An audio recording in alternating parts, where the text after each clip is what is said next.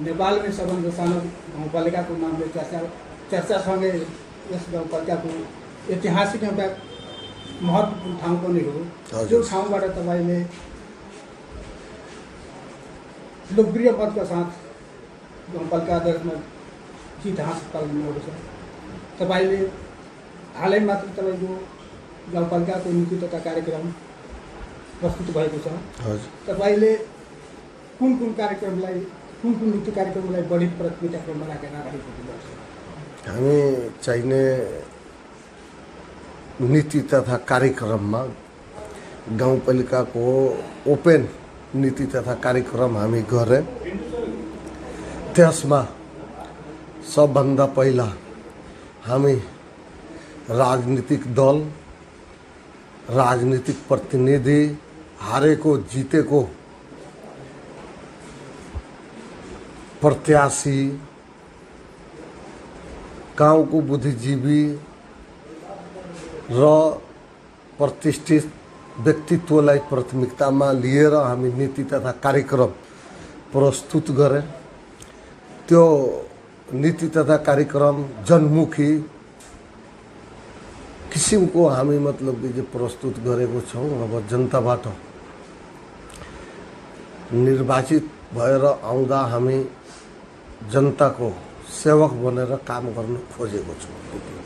बडा खुसीको कुरो हो। तर जो जनताको सेवाको रूपमा अब प्रस्तुत हुन्छु भनेर भन्नुभएको छ, धेरै राम्रो कुरो हो। तर कुन विकासको अवधारणालाई अगाडि सार्नुभएको छ? अब धारणा भन्नाले अब जल्दो बल्दो समस्या बनेको स्वास्थ्यलाई पनि हामी लिएको छौँ, कृषिलाई लिएको छौँ, शिक्षालाई लिएको छौँ।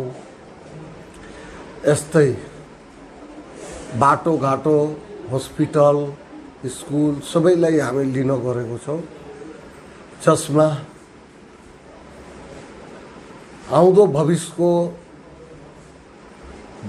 आउँदो पिँढीको भविष्यको लागि हामी खोजी गरेको छौँ। त्यही हो। तपाईँ आफ्नो पालामा यस्तो महत्त्वपूर्ण काम गर्नु जसले यो पार्टीलाई अर्को चुनावमा पनि कसैले हराउन नसकोस् भनेर कुनै महत्त्वपूर्ण काम लिँदा कुन योजना बनाउनुभएको छ? अब भन्ने हो भने हामी स्वास्थ्यको क्षेत्रमा रामपुर टोकनी अन्तर्गत 2 नम्बर वाडामा हामी नेपाल सरकारबाट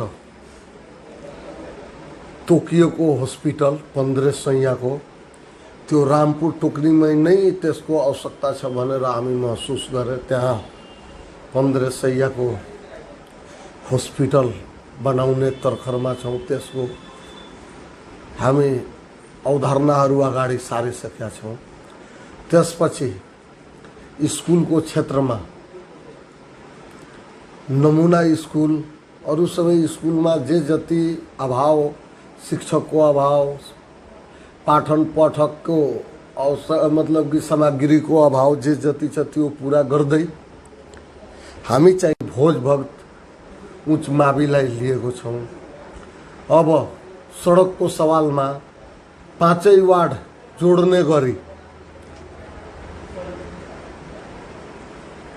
राजमार्ग त छँदैछ, तर भित्रै 5 वार्ड जोड्ने गरी एउटा सडकको हामी छनौट गरेको छौँ। त्यो 5 वर्षीय योजनामा हामी राखेको छौँ। त्यसपछि तपाईको जनता आवास जस्तै सामुदायिक नछुट्याएर वर्ग छुट्याएर भवन बनाउने 5 वडामा गरीब जनसमुदाय छनौट गरी हामी चाहिने घर बनाउने पनि योजना राखेको छौँ। त्यसपछि कुनै हस्पिटलसँग सम्पर्क राखी स्वास्थ्यको क्षेत्रमा अपाङ्ग वृद्धा, एकल महिला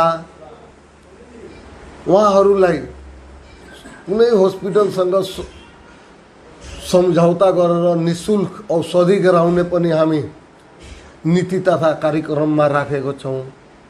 त्यसपछि तपाईको विद्यार्थीहरूलाई केही विद्यार्थीलाई छात्रवृत्ति, केही विद्यार्थीलाई गरिब वर्गको विद्यार्थीलाई पढ्न नसकेर पढाइ छोड्ने तर्खरमा छन् भन्ने प्रत्येक साल उहाँहरूलाई छात्रवृत्ति दिएर गाउँपालिकाको तर्फबाट वाडाको सिफारिसमा उहाँहरूको पढाइमा छात्रवृत्तिको आधारमा उहाँहरू जे जति पढ्न चाहिराख्नु भएको छ त्यति हामी पढाउन लगाउँछौँ आफ्नो कार्यकालसम्ममा। त्यसपछि तपाईको कृषिमा ट्युबवेलको व्यवस्था गर्नुपर्छ कि उन्नत जातिको बिउको मलको अनुदानमा ल्याएर कृषकलाई वितरण गर्नको लागि पनि हामी बजेट निर्धारण गर्नको लागि नीति तथा कार्यक्रममा राखेको छौँ। यस्तै महिलाहरूको पाठेघरको बडो समस्या हुँदो रहेछ। त्यो डक्टर बोलाएर प्रत्येक वाडामा शिविर लगाएर चेकअप गराएर उहाँहरूलाई कुन ठाउँमा इलाज गराउन सकिन्छ गाउँपालिकाबाट सहयोग गरेर त्यो पनि हामी व्यवस्थाहरू गरेको छौँ। राम्रा कार्यक्रमहरू छ। तर एउटा के दिन्छ, जति स्थानीय नेपाल सरकारले सङ्घीय राष्ट्र व्यवस्था अन्तर्गत स्थानीय सरकारलाई जति मात्रामा अधिकार दिएको छ त्यसलाई सक्दो सदुपयोग गर्यो भने कर्मचारीको अभावलाई पूर्ति गर्न सक्यो भने तपाईँ आफ्नो अधिकारभित्र रहेर यदि कर्मचारीको अभाव नहुने हो भने र कर्मचारीको क्षमता वृद्धि गर्दै गाउँलाई सम्पन्न प्रगतिशील तरफ समृद्धि तरफ लग्ने हो भने कर्मचारीको अभाव छ भने त्यो पूर्ति गर्नुपर्छ र जति नीति र कार्यक्रममा आएको कुराहरूलाई कार्यान्वयनतर्फ लग्नुपर्छ। मेरो तपाईँ यसमा तपाईँको धारणा के छ? अब रह्यो कुरो कि यसमा हामी बुझ्ने र समझ्ने प्रक्रियामा छौँ। परिस्थिति जे जस्तो मतलब कि जे आउँछ त्यो परिस्थितिसँग सम्झौता गरेर कर्मचारी निर्माण बहालीको हामी ठाउँ निर्धारित गर्छौँ र त्यसै अनुकूल हामी जान्छौँ। जस्तै आवश्यकता अनुसार अब जस्तैमा हामी गाउँपालिका प्रहरीको पनि व्यवस्था गरेको छौँ, वाडा चौकीदारको पनि हामी व्यवस्था गरेको छौँ, सुपरको पनि हामीलाई व्यवस्था गर्नुपर्छ सरसफाइको लागि। अनि तपाईको सुपर लगायत बिजुलीको पनि मतलब कि जे उज्यालो बनाउनको लागि गाउँपालिकालाई बिजुलीको मिस्त्रीजीहरूको पनि हामीले व्यवस्था गर्नुपर्छ। त्यसको अब कहीँ न कहीँ हामी पहिलाको अनुभवले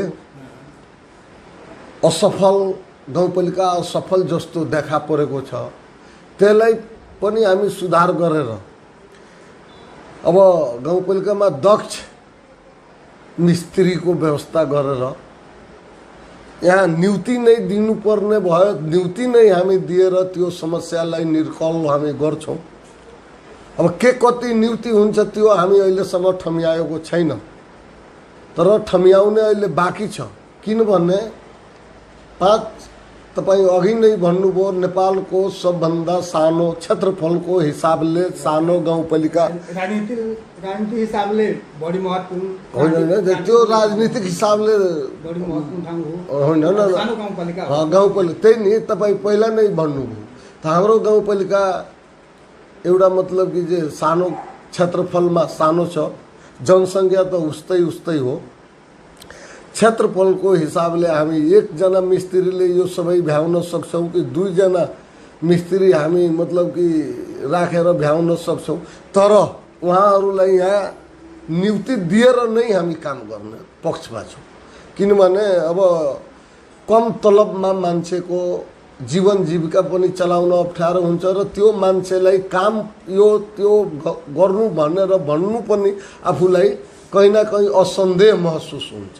त त्यो नहोस् भनेर हामी त्यो तर्खरमा छौँ। एउटा लास्टमा एउटा प्रश्न छ। हामी सञ्चारकर्मी होइन, नीति तथा कार्यक्रममा सञ्चार नीति पनि छ, सञ्चार ऐन पनि छ कि स्थानीय सरकारमा सञ्चार नीति कार्यक्रम पनि छ। तपाईँको नीति तथा कार्यक्रममा पढेको छु, जानेको छु, बुझेको पनि छु। त्यो हाम्रो परमाणुपुर गाउँपालिका भित्रको गतिविधिलाई, परमाणुपुर गाउँपालिका भित्रको सञ्चार सम्बन्धी गतिविधिहरूलाई प्रकाशन गर्नको लागि एउटा सूचना डेस्कको स्थापना गर्नुपर्छ र त्यो स्थानीय नियमअनुसार लागू गरिनेछ भनेर नीति तथा कार्यक्रम हुन छ। त्यसलाई तपाईँको सञ्चार एउटा कुरो तपाईँले जुन हाम्रो ऐनले व्यवस्था गरेको रहेछ त्यसमा ऐन मुताबिक नै जानुपर्छ। त्यो निर्णय गरेर नीति तथा कार्यक्रममा जाँदा कहीँ न कहीँ हामी नीतिसँग बाझिन्छ। त्यो राज्यको नीति तथा राज्यको निकायमा परेको कुरोलाई हामी राज्यको हिसाबले गाउँपालिकामा स्थापित गर्छौँ। त्यो गाउँपालिकामा राज्यको हिसाबले स्थापित गर्छौँ। त्यसमा हामी मतलब कि जे सोच बनाएको छौँ तर निर्णय र नीति बनाएको छैनौँ। त्यो अलरेडी नीति बनिसकेको छ। नीति तथा कार्यक्रम आइसकेको छ। त्यो आएको छ तर कुरालाई कार्यान्वयन गर्नुपर्छ र त्यो कुरालाई सञ्चारकर्मी भएको नाताले म भन्दै त्यो कुरालाई तपाईँ भन्नुभयो मैले बुझेँ। अरू महत्त्वपूर्ण कुराहरू के छ लास्टमा? अब महत्त्वपूर्ण कुरो यही छ कि हामी अनुशासित पार्टीको अनुशासित कार्यकर्ता भएर जनताले रोजेर यहाँ आएको छौँ। जनताको इच्छा र आकाङ्क्षा विपरीत कुनै काम हामी गर्दैनौँ, जसले गर्दा हाम्रो पार्टीको पनि हाम्रो मतलब कि जे प्रतिनिधिको पनि बदनामी होस् भन्ने विश्वासको साथमा